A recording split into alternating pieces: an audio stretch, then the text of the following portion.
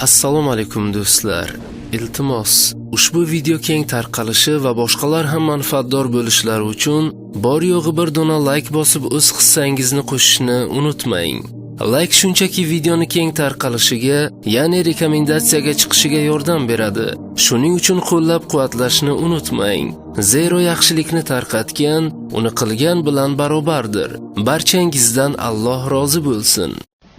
Juda o'zini bir taqvo olib yuradigan inson yoshi katta bo'lganda ayolini qo'yib yubordi. Juda taqvo odam edi. Ko'p odam ixlos qilardi.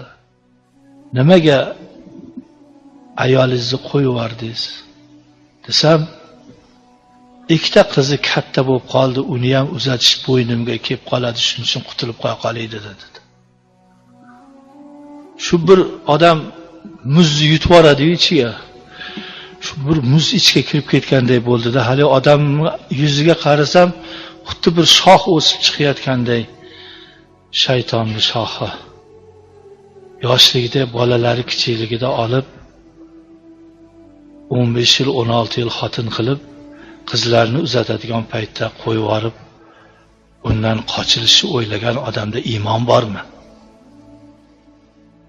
Bu yolg'onchi, bu shayton.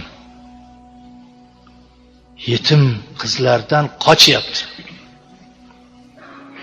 Ilmli odam, o'qigan, bilgan odam. Alloh ilm bersin, iymon bersin, iymon bersin, ilm bersin. Katta olim bo'lmasak ham, katta musulmon bo'lishlikni Alloh nasib etsin.